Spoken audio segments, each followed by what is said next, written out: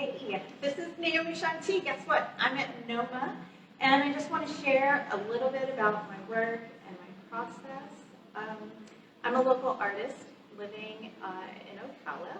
I own Alchemy Tattoo and Fine Art, and Alchemy has been open since 2019. I, however, have been an artist since 2008, and I wasn't an artist before then. I mean, I was definitely a creative. I worked in the hair and makeup industry for over 10 years. I actually didn't think that I could draw or paint during that time, but tragically my brother passed in 2008 from a sudden car accident, and he was a tattoo artist. He was a painter, a creator. In my opinion, anything he touched turned to this like artistic gold, and I absolutely loved it. I looked up to him so much. He was 7 years older than me, so I spent a lot of time watching him grow, watching him learn how to tattoo. He learned on himself, worked in a small shop, and then opened up his own that he had for about 13 years before he passed. So during that time, I was really trying to heal. I was a mom to my young boys and being a young wife and dealing with the loss of my brother. I just started getting super depressed and sad. And so like the only thing I really felt I could do was to paint. So one day I just picked up a pencil and started drawing. And I could literally feel like this rush of connection to my brother and to my soul coming back together and begin to heal. And I didn't know it then, but that was the beginning of the journey that would get me to where I am today with, being a tattoo artist and owning a studio. But once I started painting and drawing, like literally every day, I retired from the hair and makeup industry and went back to school. I got my AA in illustration and then finished my degree in studio arts at the University of Minnesota in Morris, so in this really tiny, tiny town on the west side of Minnesota where we lived for some time. So during my learning and growing, I tried lots of different things. I experimented, I was playing with photography, I was drawing with charcoal, painted with acrylics, painted with oils. I was doing like all the things. And I remember sitting in my living room while we were living in Minnesota, and I was just so bored. Like all the media I had explored since then was just like boring. But I had this slab of wood and I had some watercolors. So I'm like, I'm gonna try it. So I picked it up. I actually did a portrait because during that time I was really focusing on faces and people, especially women. So I threw the paint down on the wood, no prep, and it was like love at first paint. And I loved how like the watercolor related to the wood, and I used it almost like this stain, and it brought out all the grain and this movement. So then from there I started exploring even more. And like I was saying in the beginning, just now, I was focusing on people during that time. But while I was exploring and practicing, I was still painting birds and ducks and stuff like that. So my love for the birds resurfaced recently. I felt like my time with portraiture and figures was complete, and I really wanted to get in touch back with like nature, feel more grounded, and have this like relationship with what makes me feel so good the most, and that's being outside and like hearing the birds and listening to what they're telling me and putting that down on canvas. And my canvas is wood. So part of my process is actually going out, finding some wood, and actually me and my husband will go together. We'll go to Lowe's or Home Depot. I have chosen to paint on birchwood. This is a birchwood panel that he has cut for me. So he cuts and builds them all out. Very rarely do I purchase any of the birchwood panels from the art store because they're just too thin and flimsy. I like a real sturdy piece because once you start adding moisture, it'll buckle. And if it's around any kind of humidity, it'll also start to buckle. And that was through trial and error. We've had pieces buckle and do funky things. So now we go out, pick the pieces. He will cut them for me, and he'll even build out the back so it is framed out like a canvas and has nice, secure braces in there as well to help prevent the buckling. I have tried to paint on other types of wood, such as pine, cedar, maple, and pecan. However, I personally prefer the birchwood because it's lighter. It's a little bit softer, but not too soft. Like the pecan wood is too hard and it doesn't receive paint as well. And like I said, I'm not priming or prepping the wood at all. I want it in its most raw form so the paint can relate to the wood and have its own dance and marriage. If I primed it, then I might as well just be on like a regular canvas. But with the birchwood being so light, I can get this really nice, bright colors. So this here, I've already sketched it. I don't focus too much time on my drawing. I will draw on my iPad and sketch things out, create a composition. I'll think about size ahead of time, but otherwise I work really intuitively. I try not to do composition sketches or anything like that because I'll lose interest really quick and want to move on to the next project. So I like to go right in. If I'm going to go into something, I go in and go big. So I create it in my iPad, and then I'll put it on my projector for my very large pieces. Like this one is a 24 by 48, but I have gone as large as 6 feet tall. And the projector is really nice, so I can keep the proportions to my drawing consistent all the way through. And then what I'll do once the sketch is on there, I don't even care if my lines are perfect. As long as there's shape, I can perfect it with my brush. And I call this like being a lazy painter because I will literally push the paint into place. And I use a wide variety of brushes. Liquitex brushes for acrylic. I'll use watercolor brushes. Whatever ones just feel good to me in the moment and that are going to do the job, that's what I like to use.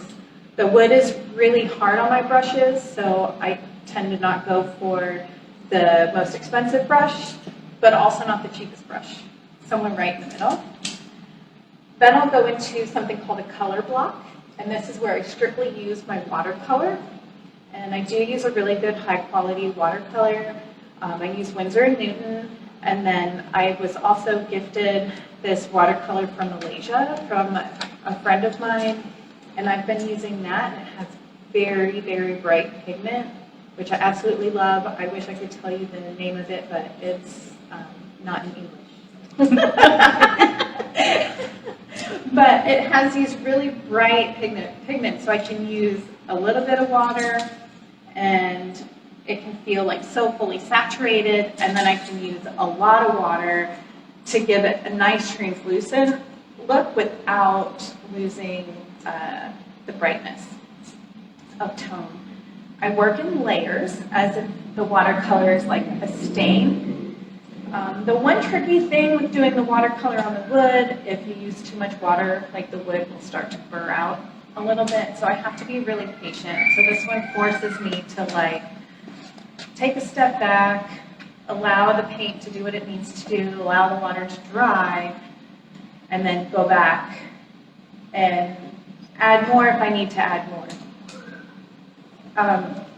So once I'm at this stage, I might go ahead and do like a second layer of watercolor, and then sometimes even like to use something called an acrylic wash, and that's where I'm watering down acrylic paint. Because acrylic paint is more opaque, it's going to give a little bit more coverage than the watercolor, if I feel like I need it. Then I'll allow all of that to dry. And something that I've dove into recently is my Prismacolor pencils, and this is what will then give me all the fine detail, where I will tighten up the beaks of the birds and the feet and their wings. So all the details I will do in the colored pencil. And one of the reasons why I switched over to colored pencil onto the wood was because I could actually, the same technique I use for tattooing, I could recreate with the colored pencil.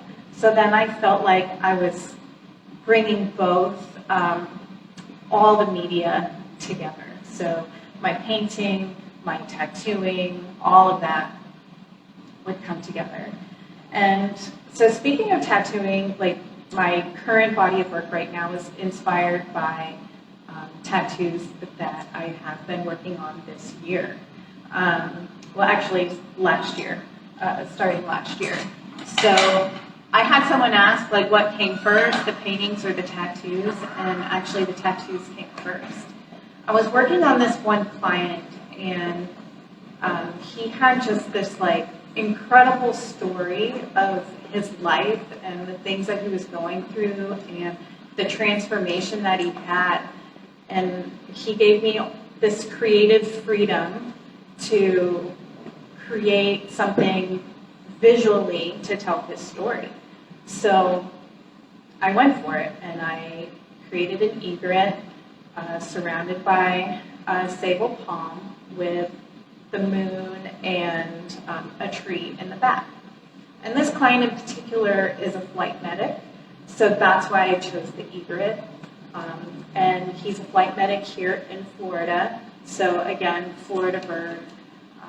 But there's so much more about the egret with its strength and how it tells a story of transformation and rebirth and healing. And so that was the main reason for the egret. But I felt so moved by my client's story that I said I need to paint this.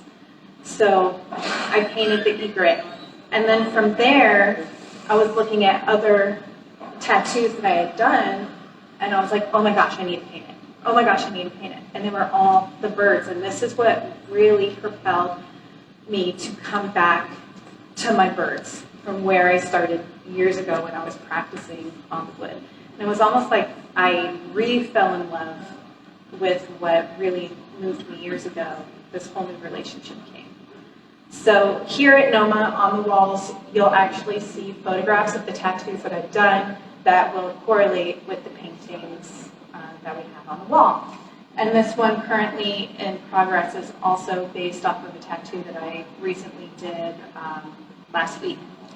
And this one is a Japanese crane, and real similar about rebirth, transformation, and all that this client is going through. So each tattoo I've done has real significant meaning to the client. For instance, the barred owl with the Luna moth painting, that one is my son's very first tattoo. So it was go big or go home, and he went for the full half sleeve right out the gate. And he is the wildlife photographer that you will see here at NOMA on the wall. He is exceptional, but he really resonates with the barred owl. And the barred owl symbolizes strength and protection. So the bars on, that's what the bars on the barred owl actually represent, is the protection. So someone might assume that it's like jail or something like that. It's not. It's literally about the protection. So that spirit animal is definitely his. And they're also observers, and they are the seers of all things. And they are tucked back into the night, into the trees, but they're watching everything. So that's what the barred owl is symbolizing. And that was his first tattoo. And then another owl that I did is my other son's tattoo, and that's the little owl, and it's one of the round paintings that you'll see here at NOMA, and it's going to be on the back wall as you walk right in. That little owl is actually a European burrowing owl. someone correct me if I got that wrong, because sometimes I confuse my birds. But that owl intuitively came to me from my older son, and they are the night protectors, and they are also the owls of fire. And I didn't know this until after I was already tattooing my son, and then I did some further research into the little owl and learned that they are the fire protectors. And my oldest son is a firefighter for Marion County. So it all just kind of came together. That little owl was definitely meant for him. And he loves the mountains, and he loves the trees, and that's where that scenery had come from. So each painting has real significant meaning, not only for my client, but for me as well, and why I chose the bird. So that's a little bit about my process, how I start to how I finish. If we have any questions, I'd love to open it up. You can ask about the process or, anything really personally. So let's go for it with some questions. So, what you got?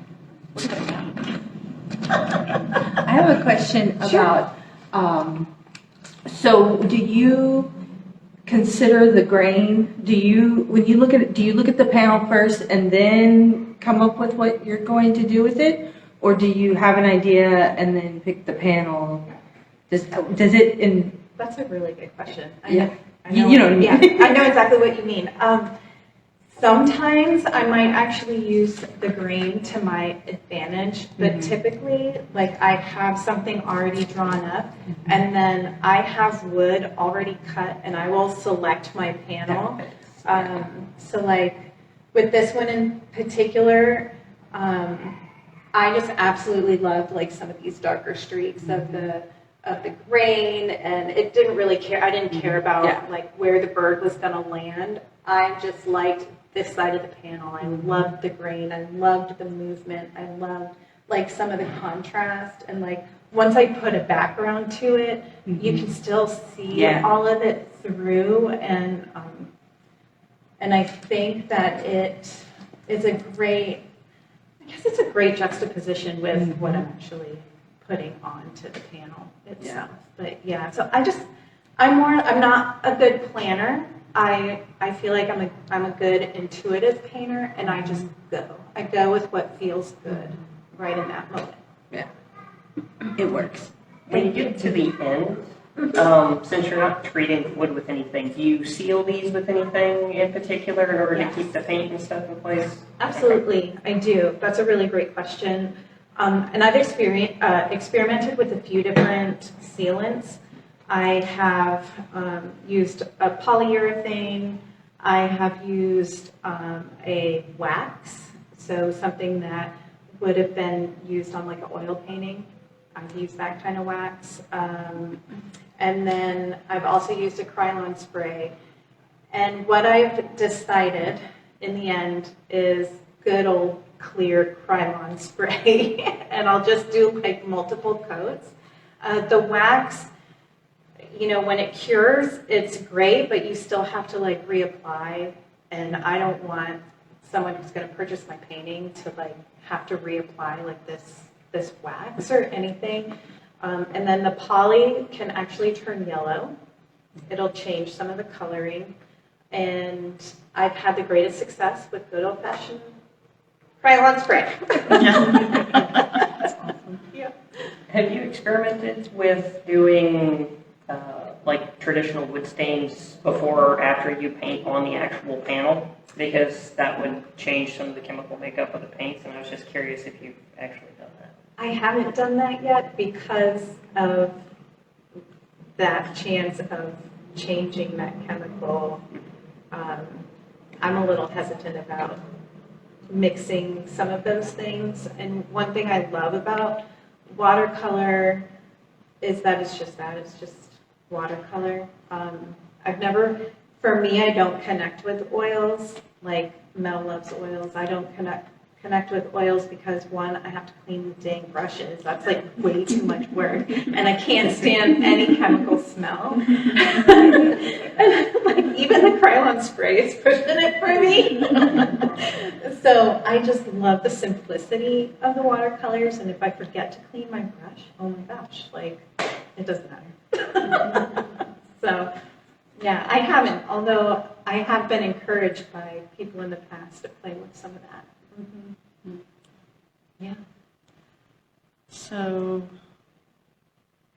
when did you start tattooing and when did you start getting into painting? Like, how old were you? Okay, yeah. So in 2008 is when I started painting and drawing, and that was the year my brother passed. I was 30 years old. I'm 44 now. And as far as like the tattooing, I've always had this like love affair with tattoos. I was banging down the door to get my first tattoo at 18. My poor brother had to fix a couple tattoos because I couldn't be patient and wait for him to do it. You know, one story I love to tell is when I was 18 years old.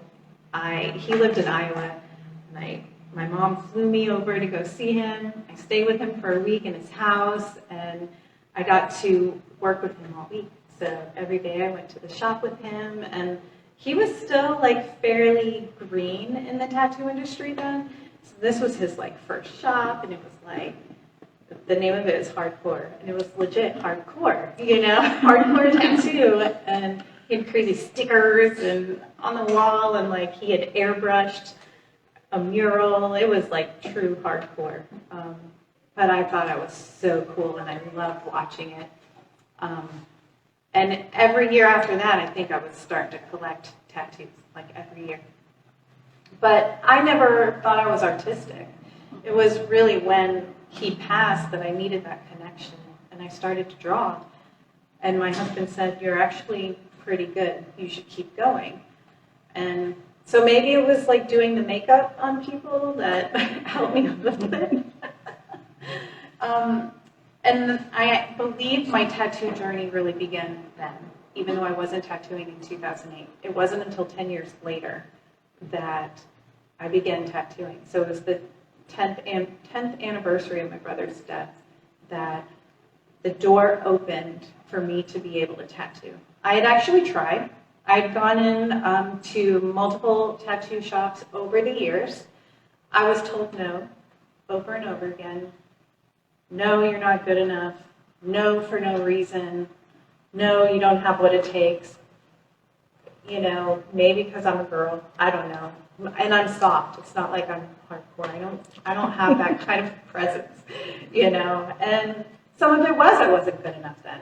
I had like this growth that had to happen. I had to experience things. I had to experience rejection, and I was showing my work all over. I've been told no more than I've been told yes, and it just fueled me even more to keep pushing and to keep trying.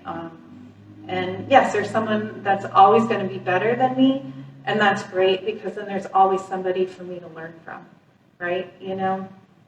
And I just kind of kept that frame of mind. And when the door opened, you know, in 2018, I had just moved back to Florida in 2017. And the door opened and I ran through it. I worked at a local shop here for roughly a year, and then I had called my brother's best friend who's been tattooing for over 30 years, and I had asked him, you know, I know I've only been tattooing this long, but I really feel it in my heart that I want to open my own shop. And he said, Naomi, if this is something that you really want to do, do it. And I took that as a blessing from him and my brother, and I did it.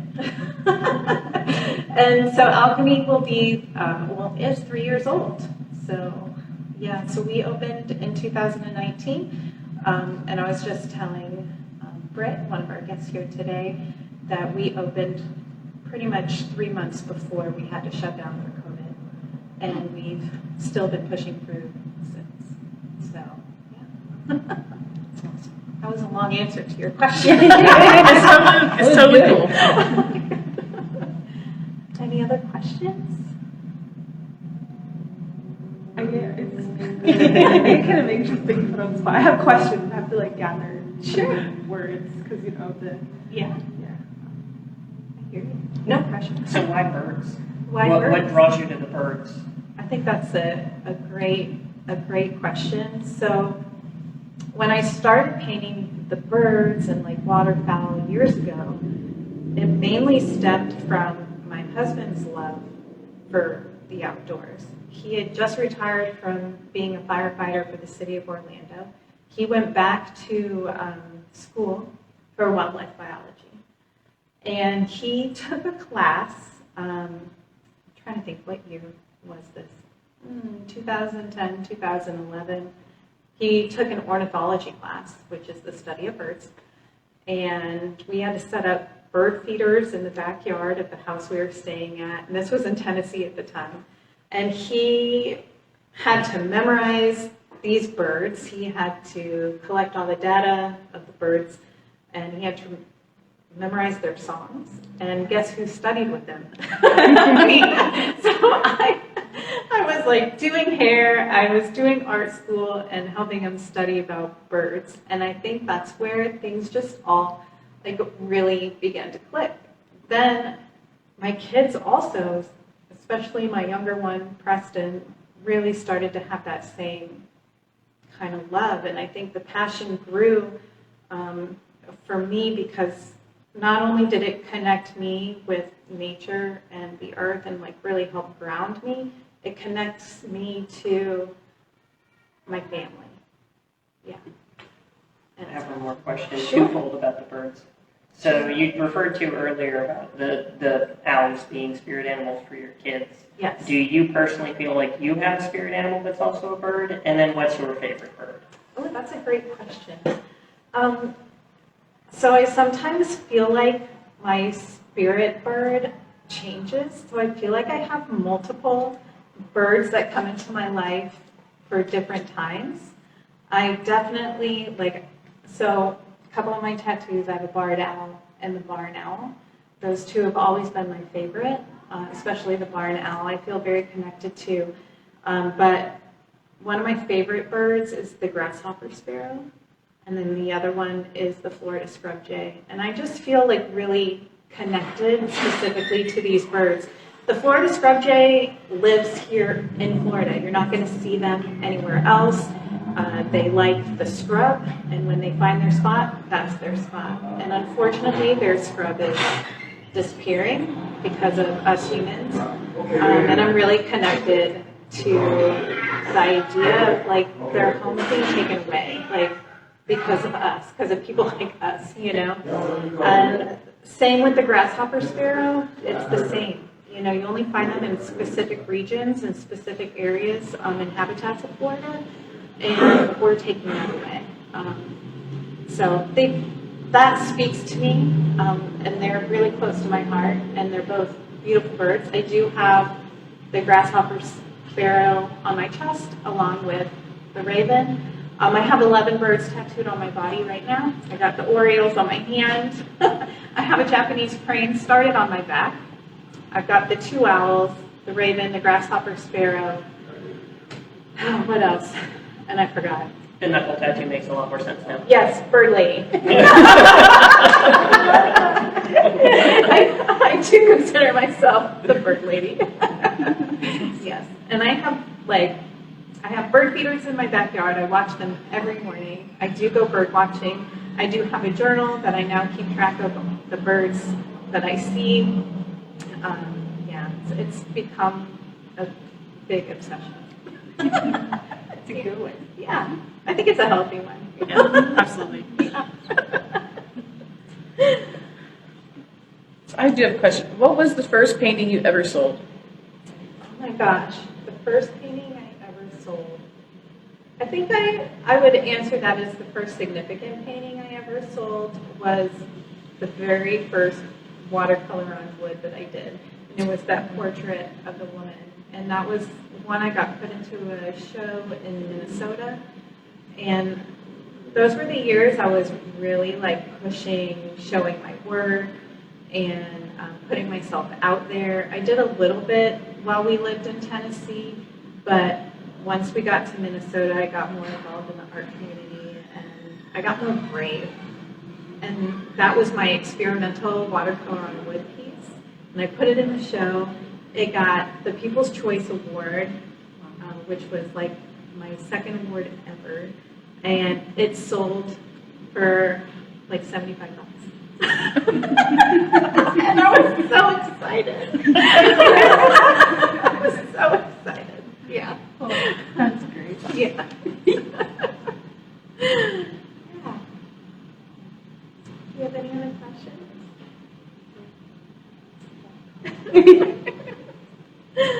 Well, I thank all of you for having me here and listening to my story. And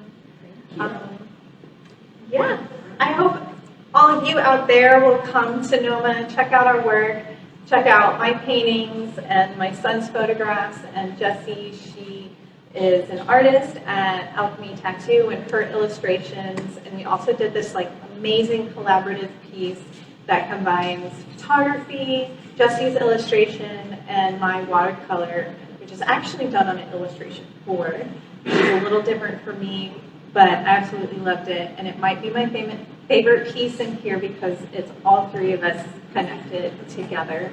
And I love that relationship so much. And you can donate to Alachua Conservation Trust. And I'm so excited for that because they are helping, they're a 501c3, and they help preserve lands here in 16 counties of Central Florida to promote wildlife conservation. And you donate, suggest a donation, and you'll enter to win some cool prizes, tattoos and art. So thank you again for having me. I appreciate it. Yay.